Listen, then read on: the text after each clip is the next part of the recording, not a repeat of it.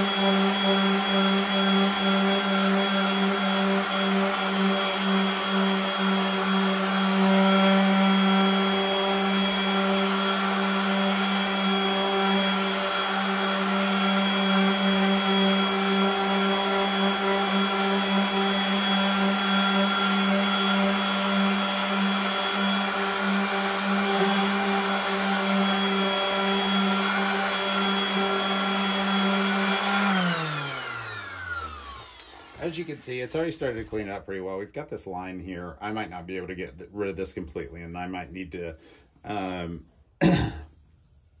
actually be radiusing the board to get rid of it. But you can see it's cleaned up well already. The idea with all of this is that during this process, you need to make sure that you are following the radius of the fretboard as you go up and go down. These pads allow you, as you can see, I'll show real quick right here. Here's the radius. We've got a 10-inch radius on this. If you just have a flat sanding disc, you're going to have it not sit on it perfectly. So, right, you can see how it comes up here. With these Mirka pads, if you put just even the slightest amount of pressure on it, it will press down and follow the edge. And because you have this on a flat surface, let me stick this on my orbital, and I'll show how this works. Well, I'll demonstrate here. So if you have just the orbital, we'll say this is an actual pad that's on here. This is not going to sit flat across the whole thing. You can see gaps. You see it only sits as much as you have give on any given pad. You throw this Mirka pad on that has this foam here. If you put this on, I mean, if you wanted to, you could do it in one pass. You'd put enough pressure and it's going to be hitting everywhere, right? So you don't see any gaps there. But I follow the radius. That way I'm not putting a ton of pressure on and sanding too much in any given one place. So I do 3 passes, and then I do circular movements across where I'm following the grain. You can see here, this pad is sitting across. You've got more pressure here in certain places, but it's sitting the whole time. Then I go across the middle, and then I tilt and go like that. And so you're going to have pressure across the radius as it spins. Just make sure that you're not putting so much pressure that you're digging in anywhere, and you should be good. So let's try this with the 360 now.